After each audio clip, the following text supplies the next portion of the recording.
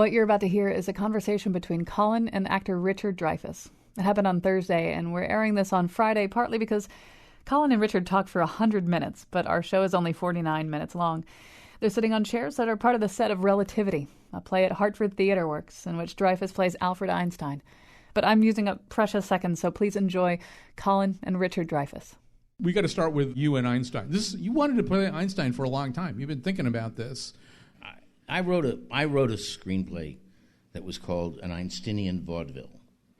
And it was, when I looked at his life, I saw different genres of movies. So that his leaving Germany became a black and white Warner Brothers film from 1934, with Nazis and people smoking and just running around. And an animated sequence between him and Newton, and with a song and dance, like Anchors Aweigh. And there was also the meeting, the most special, important meeting ever, when the two colleagues of his came to him in Princeton in 1939 and said, "We know that the Germans are doing heavy water experiments in Norway, which means they're on the track of the atomic bomb. And we want you to write a letter to President Roosevelt." And my screenplay, he excuses himself for a moment, and he goes into his house, and he opens up a door, and in that door is the young Einstein writing the general theory in 1905. And he closes the door and said, "I told you we shouldn't have done this. I told you. We've only opened Pandora." And the young Einstein says, "This is pure science, and that's the only thing we're obligated." And they have this fight. And then he comes out and writes the letter. He's always interested me. And there are parts of his life that are dark and mythically dark. Well, this play is very tough on him. I mean, this play is tough on his treatment of his first wife, and it's tough on his treatment of his family. I mean, he comes across as a guy who has really been prepared to sacrifice anything and anybody for his own scientific aims, including the people closest to him. And I think I read somewhere that you actually said to the playwright, "Make it darker, make it tougher." Yeah, and what was that? Well, Einstein is one of those people in our life who we just find adorable. He's adorable. He's like the little scientist wearing lederhosen, and but no socks. And no socks. And he did have the greatest sense of humor, and he has a twinkle in his eye, and he's a funny, lovable guy. But that's not all. And so when I got into this, I did some exploring, and I'm not going to tell you what I found, because I'm either going to write my own play, or I'm never going to do that, or I'm just going to tease you. Let me tell you, this guy probably populated the Atlantic coast with illegitimate children. And more than that. And so there's more to that story. And he was also a guy who just people loved him. They really did. So Mark St. Germain, when we first talked, I said, "You love him so much that you kind of leave it with him on, you should make it harsher." And it's been hard for me as an actor to play the harsher part of him, because I'm in love with him too. It's kind of like how we feel about the British, We think they're adorable. They have that little swagger stick and the shorts and everything. And we think they're fun. And I'm Irish American, so no. But, there you go. Except if you're Irish American or an Indian or a Pakistani or anywhere else they had colonies, and they're pretty despicable people. But I like them. And I love living there. And I love those taxis. But Einstein, at the moment you catch him in the play, he's a big celebrity in a way that probably no scientist can be now or even should be, right? This was back when there was a sort of great man theory of science. We now see science very differently, and we can even look back and know that Poincaré and Lorentz were doing a lot of the run-up work on relativity. Poor Mileva was in there like checking his equations and doing stuff. But that nobody does this alone. This notion that this one person, this patent clerk, ex nihilo creates this great theory, it isn't even really the way we understand science right now or the way science works. But at that moment, science loved celebrities, and he was kind of the perfect celebrity, right? For a lot of the reasons you're saying. He was tailor-made to play that role of who he was. Celebrity actually was born during the lifetime of Franz Liszt. He was the first cultural celebrity, women throwing themselves at Liszt and saying, have my baby, blah. And Einstein was perfect because he kind of came out of left field, and he changed the way the world knows itself to be. And if I can be allowed to do this, up until the 19th century, man basically knew his relationship to himself, his world, and his God. They fought about the name of God all the time, and they fought one another for any good reason, but basically everyone knew. Until 3 Jews came along. Freud said, you don't know your relationship to yourself. And Marx said, you don't know your relationship to the world. And Einstein said, and you don't know your relationship to your God. And then one Gentile, Darwin, said, you don't know because you just came out of the trees and we're too young to know anything. And so we entered the age of uncertainty, which we are now in. Up until the latter half of the 19th century, we lived in certainties. And now we live in uncertainties. Witness modern art that has to be translated for us. Witness the arts of film and science.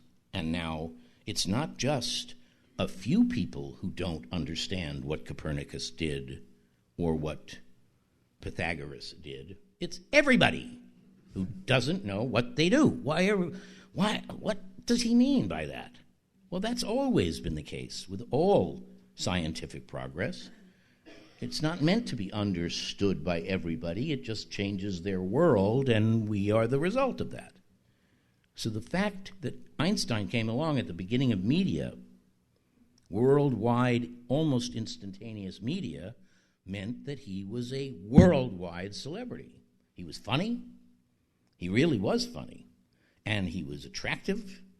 And he was a hound dog.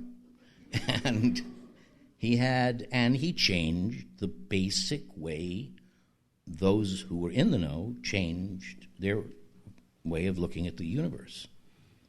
And he has to be taken as seriously as that.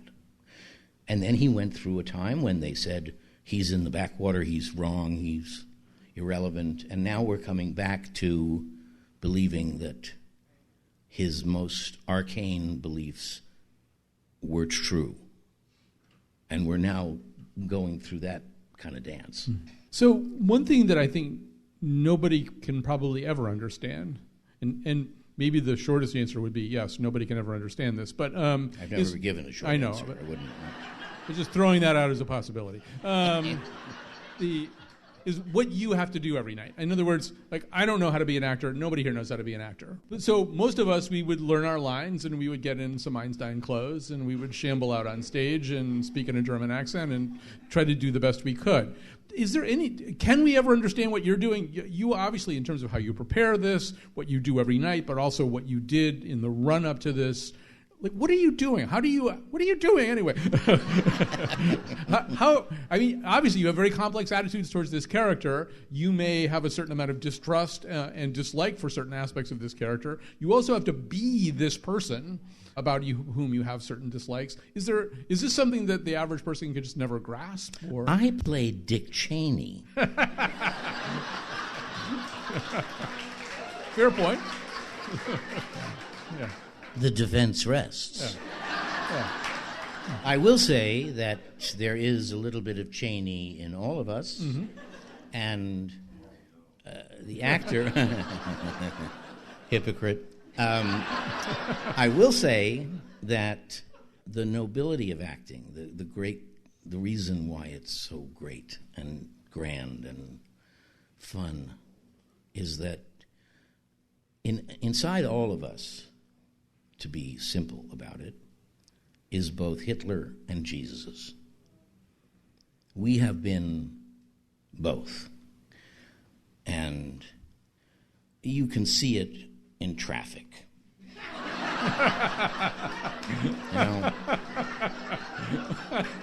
Guy comes up to you, he's speeding, and he's just about to hit, and you slam on your horn, and you say, "Hey, I got kids in the car. Come on, what's the matter with you? You Jesus, I got children." And then you realize that while you're saying that, you're passing your exit, so you turn and you go 4 lanes over, and 17,000 people are honking at you, and you say, "Oh, give me a break. I had to make the..."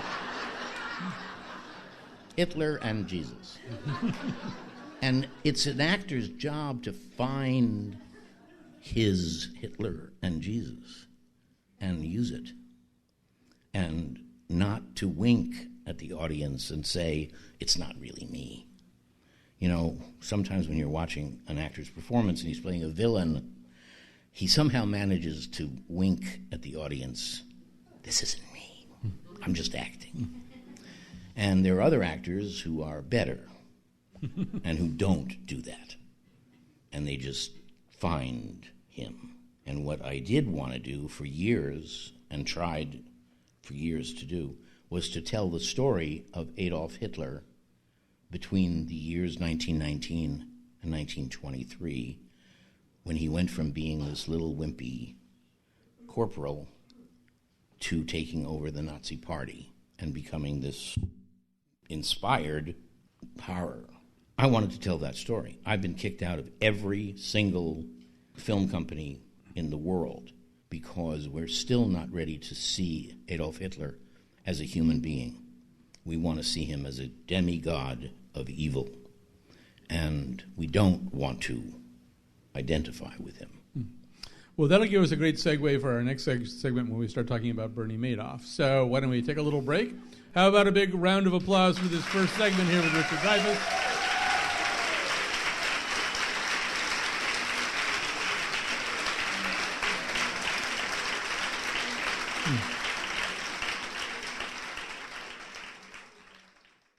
We're back with Richard Dreyfuss. I should say we're at TheaterWorks in downtown Hartford on a beautiful day, and the Cubs just won the World Series the night before. You're going to be hearing this on Friday. A lot of things are going on here. So you played Iago more than once, right? Yes. I'm assuming Iago's good preparation for playing Bernie Madoff in a way. You played Bernie Madoff, obviously, in this. You were terrific, by the way. It was really, really an amazing performance. I'm guessing you probably found something, a little common ground between those two guys. Yeah, I did. And I referenced that to the director of Madoff. Mm-hmm. I'm from the same place that Donald Trump and Bernie Madoff and Richard Dreyfuss are from, which is also the same place where at least one porno star and the head of the CIA are from. And that's Queens, New York. And I am from Bayside, and so was Bernie Madoff.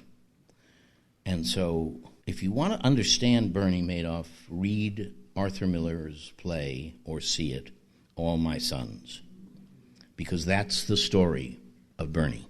And if at the end of that play the character had not shot himself to death, he would have grown and handed his children sometime in the 50s a totally corrupt business and died.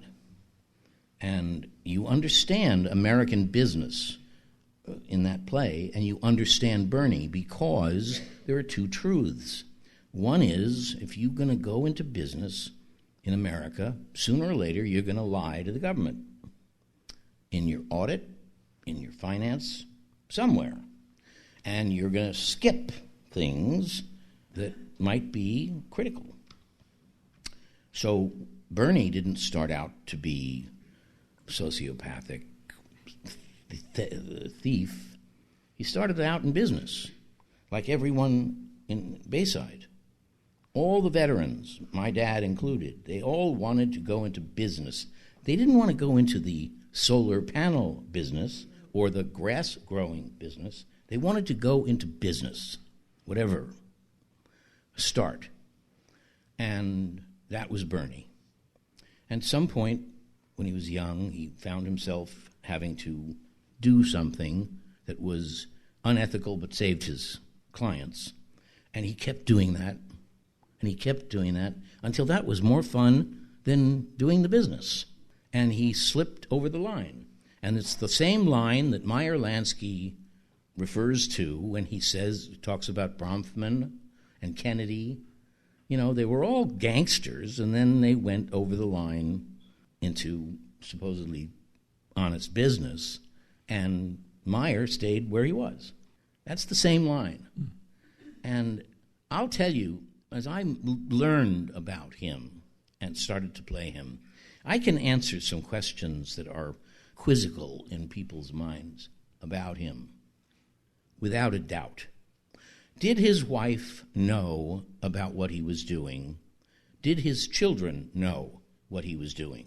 The answer is simply and absolutely no. And ask yourself this. As you were growing up, your father went to work, whether he was a lawyer or a carpenter or worked as a teacher, and when he came home, really tired, did you ever say, "Are you really a teacher?" No. You didn't. I didn't, and you didn't. And whatever my dad said, that's what he was. But the fact is, who knew? My father could have been a serial killer. Who knew? And he went into business.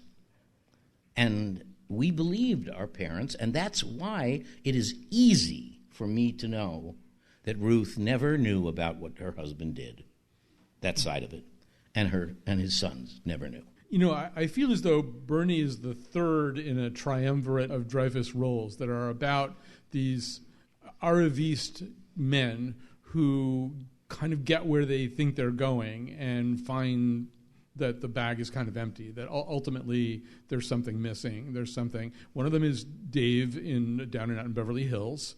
Another one is this guy, Leo, in What About Bob? I think we have a little clip of Leo. Here's the one who made it happen. Dr. Leo Marvel. Dr. Leo Marvel. Get out. No, we won't get out. We won't. You deserve it. I mean, get out! Get out! Is it something I said? You've ruined my life! You've ruined my career! You've ruined my book! You've turned a perfectly peaceful house into an insane asylum! Get out! Daddy! My God, Leo, what's gotten into you? It was a disaster, Faye! No, it wasn't. You were wonderful, sweetie. Fine, Dad. Yeah. Why'd you need to kick Bob out of the house? You think he's gone? He's not gone! That's the whole point! He's never gone! Is this some radical new therapy? You see?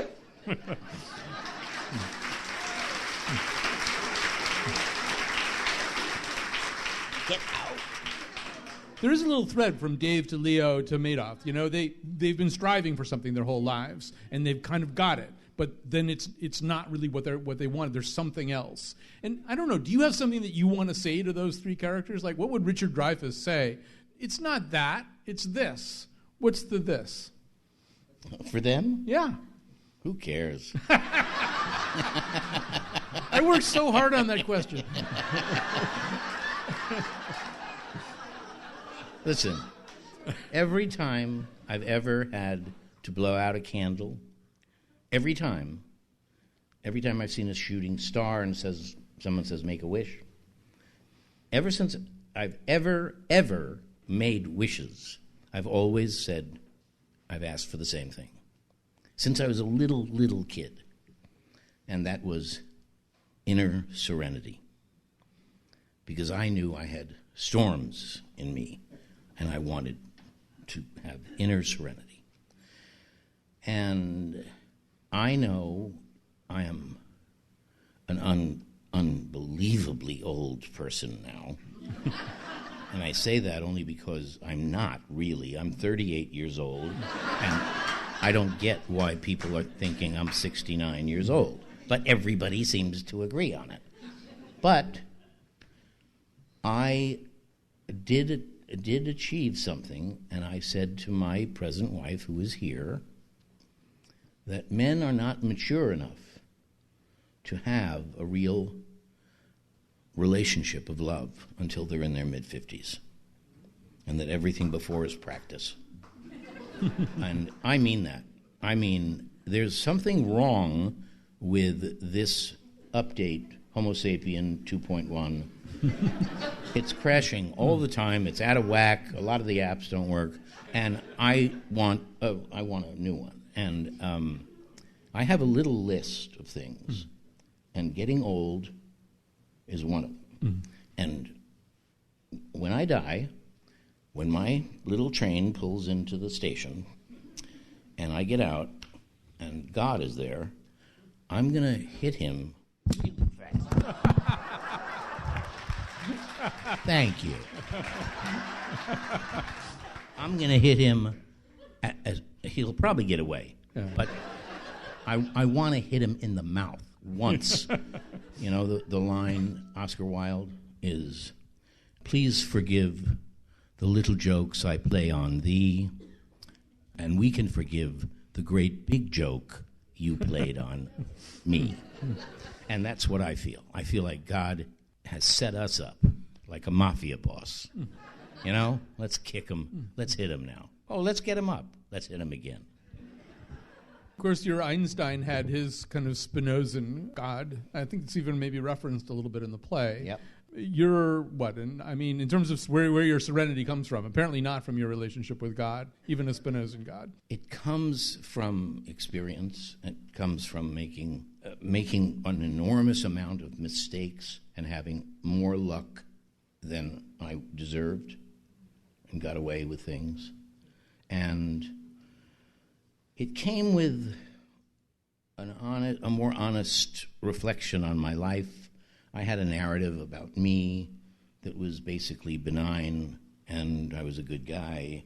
And one day I realized that I had hurt more people that I loved than I could count. And I realized it at one moment, and it shook me. And I couldn't deny the truth of it. I had gotten it wrong. And I tried to make amends.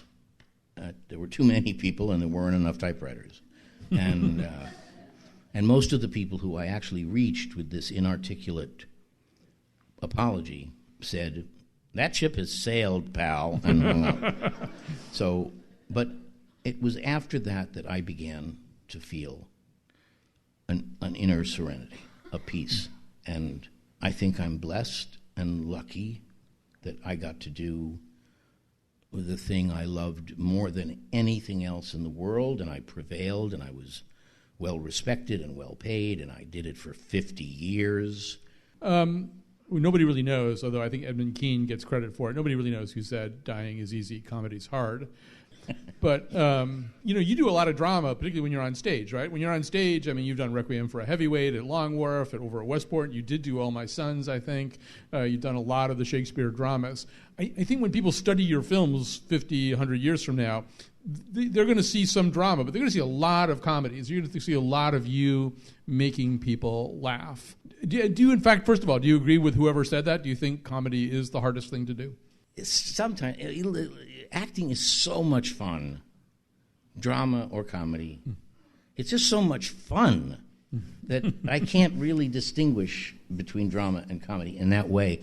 Yeah, I suppose that comedy has certain timing obligations, etc., but the whole thing, the whole idea of being you in front of you and letting you see you through me is like, it's more than an occupation. It's more than, it's big. And I did a show once. I did Sly Fox on Broadway. And the second act of Sly Fox, we had 17 brilliant comic actors. And we made people laugh. And I always ask in comedies to keep the lights a little bit up so we can see the audience. And in Sly Fox, we made people laugh so much that people looked like cats in a bag. Their skeletal frame went this way, and their face went that way, and they were peeing, and it was an act of hysteria, and it was a gift to us to give it to you, because when you make people laugh, it's somehow a scoop that goes inside an audience and clears out grief and sadness that are stuck in elbows and knuckles that you don't even remember. And it just cleans you out and makes you happier. And even just for the moment, you can forget all the garbage in your life and laugh. And wow, is that a turn on? I mean, as an actor, I can't tell you how much fun it is. And every night when we do the curtain call here, and it's not a comedy, it's a comedy drama, blah, blah, whatever. Every night I say to myself, God, this is fun. And I mean it. And I played Iago, and he was not only a bad guy, he was discovering that being a bad guy meant more to him than anything. And he said so. And when he says it, he's talking to gods. He's saying, wow, now I get it. Bad, yeah. And he's going to do it, he says, until the last breath he has. And he does. And I'm telling you, it was exquisite. It was like stuff I can't talk about on the radio. And the amazing thing is Mrs. Iago had no idea. He would just come home every day, and that's right. All right, we're going to have to take a little break. We'll take a break. Big hand for the audience for Mr. Richard Dreyfuss. We're going to be back right after this.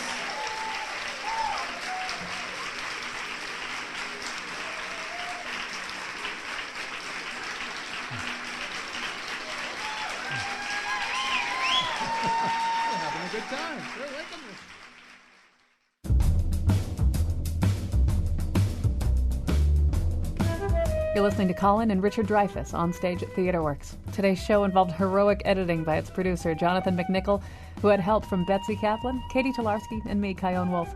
Thanks also to the staff at TheaterWorks for keeping things so smooth. The part of Bill Curry was played by Robert Shaw. We'll be back on Monday with a scramble. Now, back to Colin and Richard. These days, when we talk about civics, mostly Americans are referring to a group of small Hondas. For you, this is a very serious thing. This is an initiative for you. What's that all about? How did you decide that? There is a Dreyfuss initiative where you are promulgating and promoting the teaching of civics. Why is that important? Well, around the year 2000, I was very much aware that my kids did not know why this country was in any way important or had an inherent meaning. And America does. And I became frightened, truly frightened, that they would not be able to experience the America that I grew up in. And to put it in its most simplistic form, I was a Frank Capra American. I believed in America the way Frank Capra did when he made Mr. Smith Goes to Washington. And what happened to me was that after as many years as I had been working as an actor in film and theater, I realized that I had something else I loved as much, if not more, and that was my country. And I saw my country going away. And so I went to London in 2003 to do The Producers, from which I was fired. Mel Brooks had said, "Do you want to play Nathan Lane's part in The Producers?" And I said, "I can't dance and I can't sing." And he said, "Oh, who cares? You're funny." And 6 days before preview audiences began, I was fired because I couldn't sing and I couldn't dance. And I always like to tell that story completely. But then I decided that I was going to stay because I had kind of chopped out this 6-month period anyway. And I told some people that I was staying and that I wanted to write articles or be asked to lecture or teach. What would you teach? History. What history? I said, "What history do you have?" "I will teach it because I'm at home in history." And I was asked to submit a proposal to Oxford University, and if they liked the proposal, they would accept me as a researcher, so what they call a senior research advisor. And I submitted a proposal which was, in essence, what was the damage that was being done to my country by the absence of the teaching of civic authority.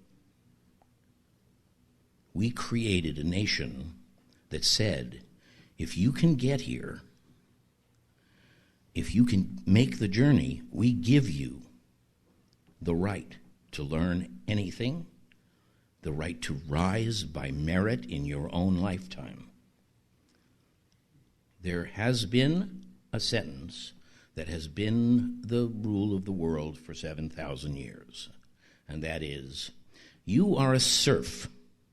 Your grandchildren will be serfs, and my boot will always be on your neck. And that is the truth of the world until us. And we said, you can move without asking permission, you can start an endeavor, you can fail or succeed, and if you succeed, you get the reward. You can worship as you please. And just imagine what the world heard when they heard this. It took them 100 years to incorporate it. And then in 1848, there were revolutions in Europe, which basically were, and I mean all over Europe, it was basically the people rising up and saying, we want what they've got. And then they were slaughtered by the Habsburgs. But the writing was on the wall. Now, I'm talking too much. Well. So, but speaking of totalitarian psychopaths, how's 2016 working out for you?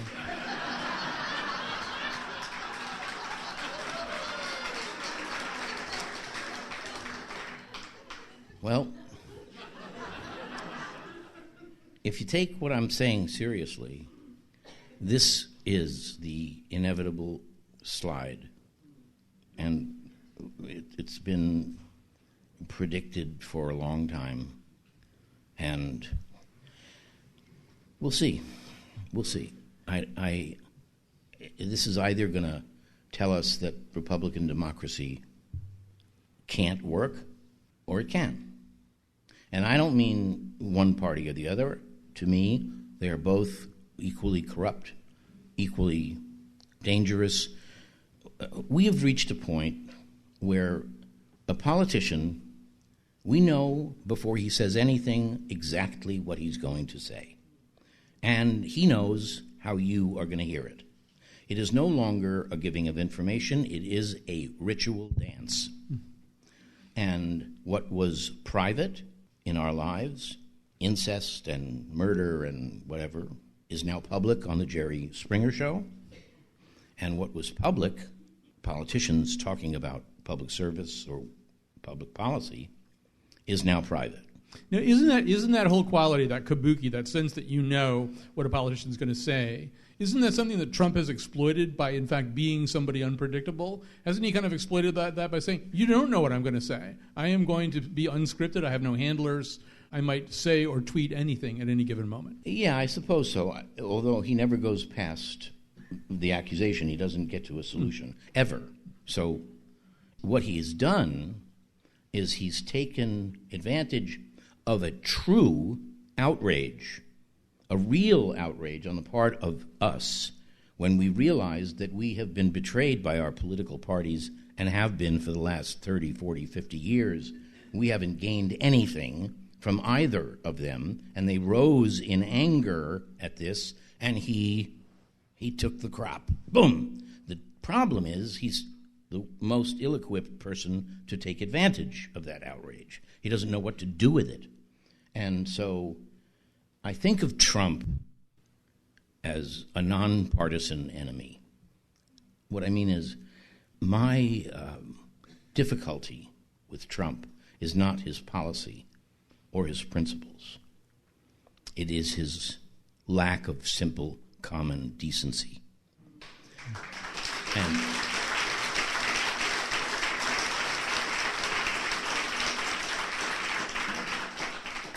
his behavior in the Republican circus of debates was unforgivable by the Republicans who ran against him. And then he has maintained that bullying, mean-spirited stuff, which is not Republican, it's Donald. So I say, ask yourself this question. If a man like that asked you for the hand of your daughter in marriage, would you kick him out or take him in? I say most of us would kick him out. You definitely know he wouldn't stop at her hand, anyway.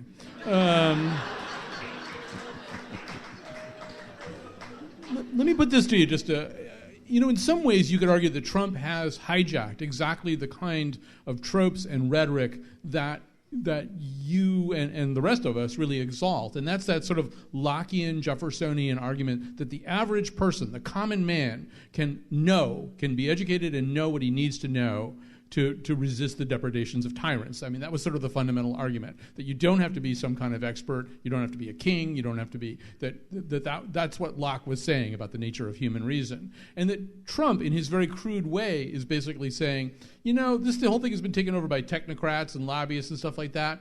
I can figure this stuff out, and I can tell it to you in plain language, and you can figure it out too, and I don't have to study all these briefing books and stuff like that. Anybody can make sense out of this. That I think one of the things his audience responds to is that argument. And it's weird because that kind of is, in a very twisted way, the Lockean argument. Well, if you take out the necessity of education in order to learn how to reason, and if you take out logic, and if you take out context and take out the ability to clarify and have clarity of thought, yeah. Picky. But the Constitution makes an error because it did not make public education a constitutional requirement. And what were they thinking? That the people who came after them would have their education, which took them to Europe and the universities all over the world because they were rich? No. They knew it would be run by common people, and they should have demanded that common people be educated at public cost. You teach civic authority. You teach the sovereignty of the people. You teach in the grades below high school how to turn students into active citizens. You've done your job. But we don't. Just as John Paul Stevens used to tell his clerks, try to understand before you disagree. And I note that, for example, on the Dreyfuss Initiative, on the board, I think, of the Dreyfuss Initiative is Frank Luntz, who's a very prominent Republican pollster. He happens to be from here. He's from right here. So tell me a little bit about that. That you see this, you see your role, you see this initiative as you say, I think, pre-political. It's not on one side or another. Well, so what does Frank Luntz have to contribute? What do you get out of talking to him? If you read his book, What America Really Wants, Really, if you read the book closely, you'll hear me, because he has the same feelings of anxiety about the future of the country as I do. He's taken a different political path, and I find that he's refreshing.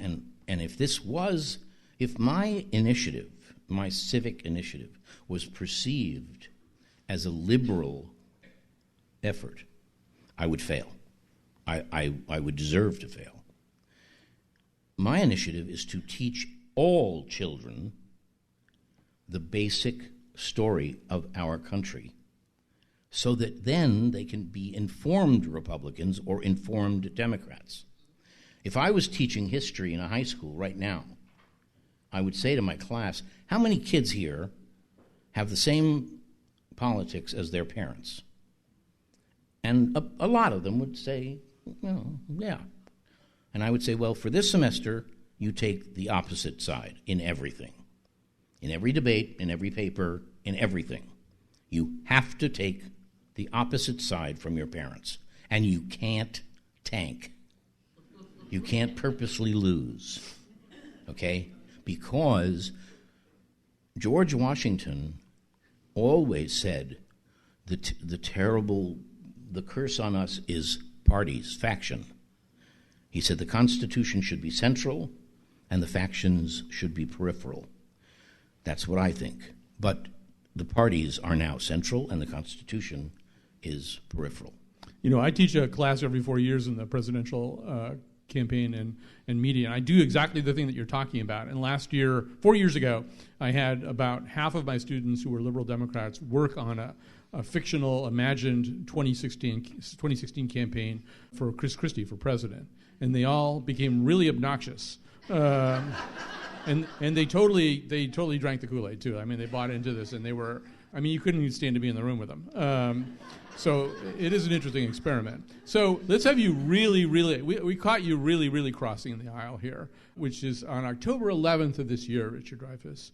You tweeted, "I love Megyn Kelly." And I kind of do, too, but tell me why you do what.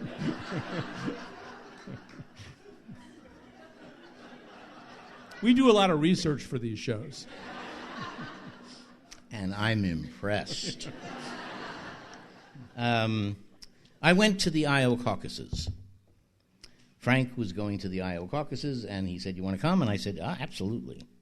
And I'd never seen caucuses, and I went to the Republican caucus.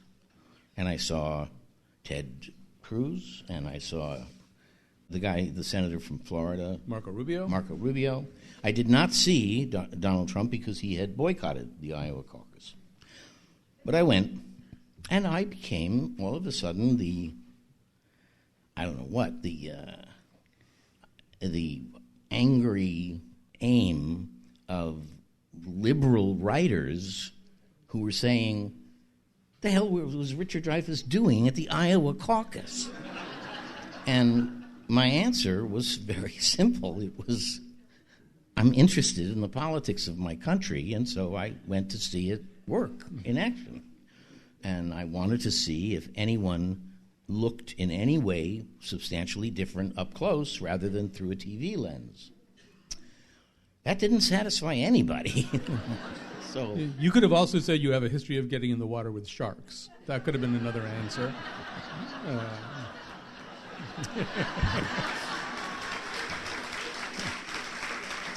So, unbeknownst to moi, my son Harry wrote a piece and put it somewhere on the internet, and he said, "Why is it that my actor father has to be the one to defend the most basic of American rights?"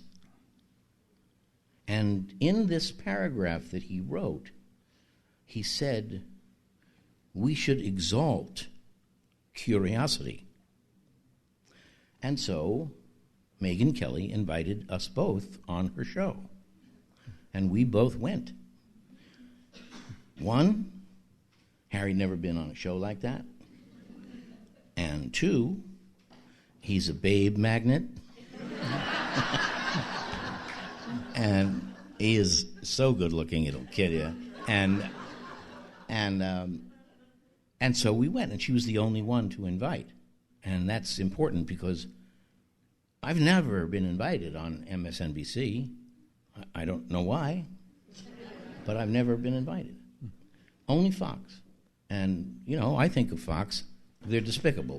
The nature of the whole business. Maybe it'll be different with Ailes gone, maybe not. I don't know. But Megyn Kelly is a pretty fair person, pretty fair. And, you know, people on television are not meant to be neutral. We don't know what they're thinking. We know what Megyn Kelly basically thinks, but she's very curious. So I liked it. I appreciated it. I think she's actually radical in some ways. That did you watch 4 years ago when on election night Karl Rove was blowing up and saying that they were counting the results wrong in Ohio, and she got up off the set and walked way back to where all the data analysts were and interviewed them. And that's a very radical thing for a TV news person to do, to say, oh, you want the truth? I'm going to have to leave here where you've been watching all this time. I'm going to go find where the truth is. I mean, Fox paid a lot of money to build that set where they could supposedly be saying what the truth was. So to do that, you know, to sort of break that fourth wall, I thought was a pretty major thing. And that thing with, what's his name, the former House. Newt. It's not just the election that will be scrutinized in history. Most especially, it will be those on the right who stayed with Trump until the bitter end. If he succeeds, they're heroes, to an extent, to a very micro extent. If he fails, they will be most studied, most scrutinized, because how many oaths does a doctor break in order to make profit his most important goal? How many oaths does a journalist break in order to be one of those commentator supporters? And then one day I saw this woman blow in anger and say, it was after the tape came out, and she said, every woman sitting here should remember that she is a daughter and has daughters, and what the hell are we doing not being outraged by this? How are we leaving it, you know, in partisan this and that? And all the Trump women, and I think she had been one of them at one point, but she got angry and backed off and threw it in their faces, and they ignored it completely. And I'm saying to myself, in order to truly respond to that attitude, how could you put up with this?